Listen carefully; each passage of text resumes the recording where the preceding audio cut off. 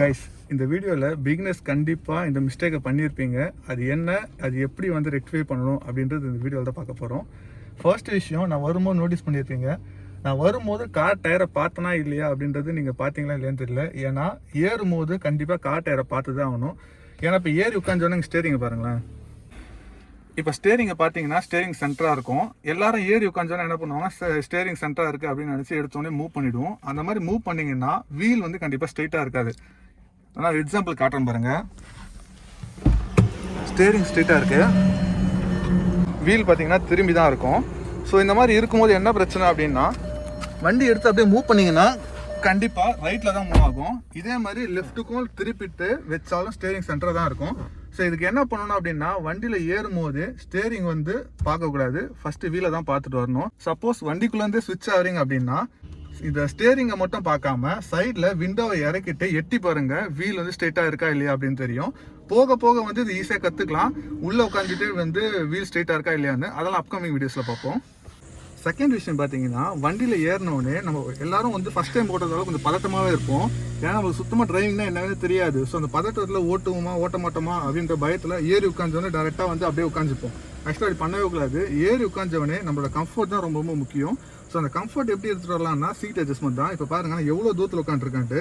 இந்த மாதிரி உட்காந்தோன்னா என் கால் வந்து சுத்தமாக எட்டவே எட்டாது. ஸோ இதுக்கு மெயினான விஷயம் என்னென்னா, நம்ம எப்படி உட்காரமோ அது வந்து கரெக்டான பொசிஷனில் இருந்தால் மட்டும்தான் வண்டி வந்து கரெக்டாக ஓட்ட முடியும். சப்போஸ் நம்ம ரொம்ப தள்ளி இருக்கும் அப்படின்னா கால் எட்டவே எட்டாது. இதுவே ரொம்ப முன்னாடி இருக்குது அப்படின்னா கால் வந்து இடிக்கும். இது இடிக்கிறது என்ன பிரச்சனைனா, இது கால் தூக்கி வைக்கும் போது பார்த்தீங்கன்னா பிரேக் எட்டாது. ஸோ அதனால் வந்து சீட்டிங் பொசிஷன் ரொம்ப ரொம்ப முக்கியம். அது எப்படி வைக்கணும்னு பார்த்தீங்கன்னா, ஃபஸ்ட்டு கால் எட்டு தான் அப்படின்றத பார்த்துக்கணும். இந்த மாதிரி வந்து கால் வந்து கரெக்டாக எட்டுதா அப்படின்றத பார்த்துக்கணும். செகண்ட் விஷயம், இந்த இடத்துல இடிக்கக்கூடாது. ஃப்ரண்ட்டில் லெஃப்ட் காலம் இடிக்கக்கூடாது, ரைட்டு காலம் இடிக்கக்கூடாது. ஸோ இந்த மாதிரி பொசிஷனில் உட்காரணும். தேர்டு வந்து இந்த கை வைக்கிறோம் பார்த்தீங்களா, இந்த கை வந்து இந்த மணிக்கட்டு வந்து இந்த இடத்துல போடணும். ஸோ இப்போ பாருங்கள், ரொம்ப தூரமாக இருக்குது. இந்த மாதிரி வச்சா ஸ்டேரிங் எட்டாது. ஸோ என்ன பண்ணிக்கிறேன்னா, லைட்டாக முன்னாடி தள்ளி வைக்கிறேன். ஸோ இதுதான் கரெக்டான பொசிஷன். மணிக்கட்டு கரெக்டாக இருந்தால் தான் உங்கள் ஸ்டேரிங் வந்து ஃபுல்லாக ஹேண்டில் பண்ண முடியும். இதுவே ரொம்ப தள்ளி இருந்தால் ஸ்டேரிங் எட்டாது, ரொம்ப முன்னாடி போயிட்டிங்கனாலும் ஓட்ட முடியாது. தேர்டு வந்து நம்ம ஸ்டேரிங்கை பார்த்துட்டோம், ஸ்டேரிங் எப்படி கரெக்டாக இருக்குன்ட்டு. ஃபோர்த் விஷயம் வந்து பார்த்தீங்கன்னா சைட் மிரர்ஸ். சைட் மிரர்ஸ் வந்து ஏற்கனவே ஓட்டுறவங்க அவங்களுக்கு ஏற்ற மாதிரி வச்சுட்டு போயிருப்பாங்க. நம்ம வந்து ஏறி உட்காந்தோடனே நம்ம பொசிஷன், அதாவது வந்து நம்ம விசிபிலிட்டிக்கு ஏற்ற மாதிரி அட்ஜஸ்ட் பண்ணிக்கணும். எப்பயுமே சைட் மிரர் வந்து ரொம்ப கீழே இருக்கக்கூடாது, ரொம்ப மேலே இருக்கக்கூடாது. எப்படி இருக்கணும் அப்படின்னா, நீங்கள் இங்கேருந்து பார்க்குறீங்க அப்படின்னா 2 டோர் ஹேண்டிலும் கரெக்டாக தெரியணும். அதே மாதிரி சைடு விசிபிலிட்டி கரெக்டாக இருக்கணும். அதே மாதிரி இப்படி இருந்துட்டு பார்க்கும்போதும் லெஃப்ட் சைடு வந்து ஃபுல்லாக தெரியணும். பார்த்தீங்கனாலே தெரியும். இந்த மாதிரி விசிபிலிட்டி இருந்தால் மட்டும்தான் கரெக்டாக இருக்குன்னு அர்த்தம். அதுக்கு அடுத்த விஷயம் வந்து பார்த்தீங்கன்னா, இந்த சென்டர் மிரர் இதில் வந்து பார்த்தீங்கன்னா பேக்கில் இருக்கிறது கரெக்டாக தெரியணும். இது எல்லாமே அட்ஜஸ்ட் பண்ணிக்கிட்டீங்கன்னா தான் உங்களுக்கு ஓட்டத்துக்கு வந்து கரெக்டாக இருக்கும்.